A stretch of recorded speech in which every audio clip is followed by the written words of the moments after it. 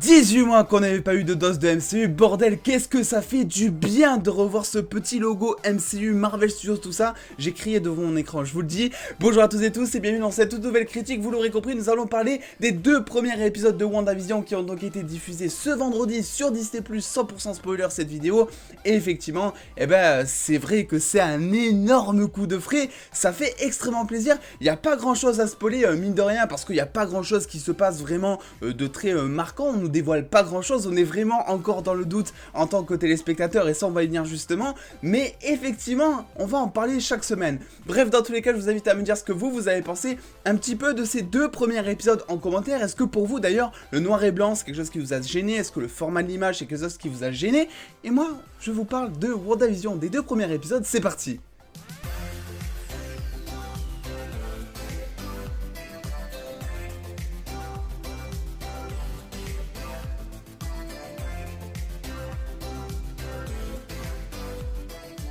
Alors on le savait, effectivement, WandaVision, on savait que ça allait être assez particulier, on sait que ça va se passer sur plusieurs époques, voilà, on a vu que c'était en noir et blanc, on a vu qu'à la fin de l'épisode 2, à l'épisode 2, ça commençait justement à être en couleur justement, et effectivement,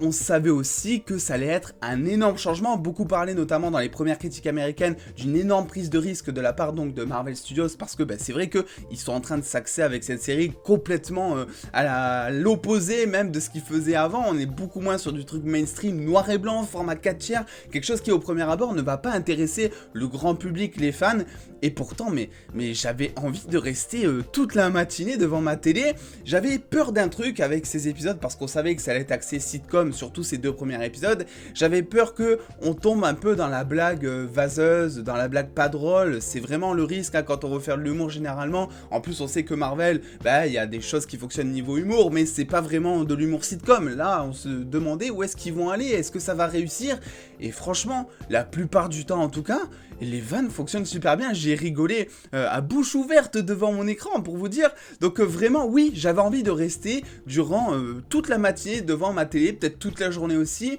Concernant la durée des épisodes, on est effectivement sur environ une demi-heure chaque épisode, avec quand même 5 minutes de générique à la fin, donc on est sur, on va dire, 25 minutes environ, voilà, d'épisodes, et c'est pas gênant, en fait. Là où par contre, je pouvais critiquer de temps en temps ce Mandalorian ou quoi, c'est vrai que 25 minutes par épisode, pour un truc sitcom, c'est vraiment ce qu'il faut, ça aurait été beaucoup trop long sinon. Concernant du coup l'épisode 1, c'est vrai que j'ai vraiment apprécié parce que déjà ça m'a installé un petit peu les personnages récurrents, donc notamment Agnès qui est donc cette fameuse voisine relou entre guillemets. D'ailleurs on va en parler des acteurs mais très brièvement, mais les acteurs sont juste insane, hein, ça on en parlera après, mais voilà, je voulais juste vous dire ça. On installe évidemment tout le décor parce que on est principalement dans des lieux clos, même je crois tout le temps, on est au travail de Vision, on est dans la maison de WandaVision, on a quelques trucs avec des pubs, et notamment c'est très intéressant parce que les pubs à chaque fois apportent un espèce de petit caméo à l'univers Marvel. Donc on a notamment eu le grippin donc vendu par Stark, et donc on a eu dans l'épisode 2 la montre avec le logo Hydra dessus. J'ai essayé de regarder parce que j'imagine qu'il y a énormément de références justement de cachées un petit peu dans les épisodes, et c'est vrai qu'au provisionnage c'est assez compliqué, mais je pense qu'il y a bien plus que ça forcément. Ce début de série, c'est quelque chose où on va beaucoup humaniser Wanda et Vision, qui sont alors merveilleusement bien interprétés par Elizabeth Olsen et Paul Bettany. J'ai trouvé vraiment Paul Bettany au-dessus, notamment parce qu'il a quand même une séquence où il joue un petit peu le mec bourré, et c'est bien parce qu'ils lui ont trouvé une excuse scénaristique un petit peu pour rendre Vision bourré, alors que c'est pas possible entre guillemets. Alors il est pas vraiment bourré, mais ça a l'effet de quelqu'un de bourré sur lui, mais effectivement c'est vrai que c'est génial, vraiment, tu vois que les acteurs s'éclatent, tu vois que même à la réal derrière, ils s'éclatent parce qu'ils vont te faire, par exemple, un générique un peu en 2D de style une nounou d'enfer un petit peu qu'on a eu donc au début de l'épisode 2, tu sens que voilà, toute l'équipe est contente d'être présente sur le plateau, et je crois d'ailleurs que effectivement, les 2 premiers épisodes ont été tournés devant un réel public, et c'est quelque chose aussi qui me faisait peur, parce que je me suis dit, ça va peut-être bouleverser un peu le jeu. Voilà, on sait que Paul Bettany et Elizabeth Olsen n'ont pas forcément l'habitude de jouer devant un public, c'est plus des acteurs studio, et effectivement, j'ai vu qu'ils avaient eu une toute petite formation, mais qui s'était très vite adapté, donc j'étais parti assez confiant ensuite, et c'est vrai que là, bah, tu vois zéro différence, en fait, c'est-à-dire qu'il y a un réel public devant eux, et ils jouent, mais merveilleusement bien, c'est un truc de malade. Concernant l'ambiance générale de la série, c'est vrai que on s'en doutait un petit peu, on n'a pas grand chose dont on se doute, voilà, on n'a pas un début d'intrigue, quelque chose, on sait, et le doute s'installe petit à petit, que effectivement tout ce qui se passe n'est pas normal, que effectivement Wanda a créé son propre truc, sa propre bulle, et que petit à petit elle va découvrir un petit peu que c'est pas forcément la réalité, et d'ailleurs elle contrôle, on la voit contrôler la réalité à plusieurs moments, notamment quand elle va utiliser ses pouvoirs pour faire à manger durant le premier épisode notamment, aussi quand elle va justement décorer un petit peu la pièce sans vraiment trop le vouloir, ou alors même durant ce fameux spectacle de magie dans l'épisode 2 qui était vraiment superbe, je trouve, avec un bel exemple de complémentarité entre Wanda et Vision justement. Je l'ai trouvé génial cet épisode honnêtement, parce que en plus d'avoir quelques bases en termes de série on va dire, il apporte quelques éléments d'intrigue, notamment ce fameux hélicoptère qui sera un peu de nulle part avec le logo du Sword dessus, dont on ne sait pas vraiment quelle sera l'issue, le fameux apiculteur qui n'a pas l'air d'être joué donc par Peter Evans justement, mais voilà, je sais pas tellement qui c'est, est-ce que c'est un agent du Sword, est-ce que c'est Mephisto, est-ce que c'est un autre personnage, on ne sait pas, et moi j'ai l'impression d'un truc, c'est que plus Wanda va utiliser ses pouvoirs, plus en fait la réalité va se retourner on va dire, dans le sens où dans l'épisode 1 elle utilise très brièvement ses pouvoirs juste pour le repas, et quelques trucs mais vraiment très anecdotiques, et tout se passe pour le mieux. Par contre dans l'épisode 2, elle utilise vachement plus ses pouvoirs, notamment durant le spectacle de magie par exemple, où elle utilise tout le temps, et juste après, comme par hasard, tu vois que les merdes commencent à arriver, avec notamment ce fameux apiculteur entouré de plein d'abeilles, de guêpes et tout, tu sais pas d'où ça sort, et là elle décide du coup d'utiliser ses pouvoirs pour un petit peu retourner en arrière, rembobiner et refaçonner aussi la réalité, et juste après, comme par hasard, t'as la couleur qui commence à apparaître. Wanda était enceinte d'ailleurs juste avant, c'est tombé genre comme ça, donc j'ai l'impression, je sais pas si c'est que moi, que plus en fait elle va utiliser ses pouvoirs, plus la réalité autour d'elle va se transformer et plus elle va perdre la tête. Parce que je rappelle que WandaVision a pour but d'introduire un petit peu le multiverse et donc Doctor Strange 2 également, et que normalement dans Doctor Strange 2, d'après mes théories on va dire, on devrait avoir une Wanda, parce qu'elle sera présente dans le film, mais qui sera totalement folle en fait, comme dans les comics. Donc potentiellement ça peut amener à ça,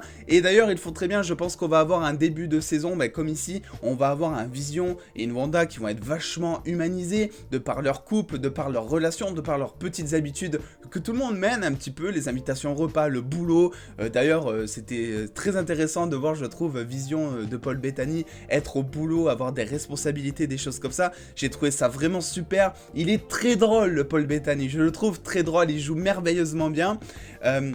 Mais justement, je pense que vers la fin de la saison, on va plus se dégager vers quelque chose de beaucoup plus fantastique, et notamment avec une Wanda qui va péter un boulon de plus en plus justement, parce que finalement tu te dis, ok, ils sont vachement humains là, et je pense que c'est justement pour qu'on s'attache aux personnages, et que quand les problèmes vont commencer à arriver, parce que croyez-moi, ils vont arriver, et que l'on se dise, putain merde, ça nous fait quand même bien chier tout ça. Donc oui, forcément, je trouve que la réalisation elle aussi est super bien menée, je trouve que le cadrage est super bien mené. On parle notamment souvent du noir et blanc, mais ce qu'il faut aussi dire, c'est que vu qu'on est sur deux épisodes qui vont se passer, je crois, durant les années 50, on reprend les codes de télé des années 50, et on a aussi le son. Si vous voyez l'épisode, vous allez voir que le son grésille un peu, notamment, il y a un petit écho, tout ça, pour donner une impression de qualité sonore, un petit peu style années 50, on va dire, genre quelque chose de pas très bonne qualité. C'est quelque chose qui fonctionne vachement bien, je trouve. J'ai vachement eu l'impression de me retrouver devant une sitcom ancienne, plus que devant une série Marvel Studios, pour le coup, avec toujours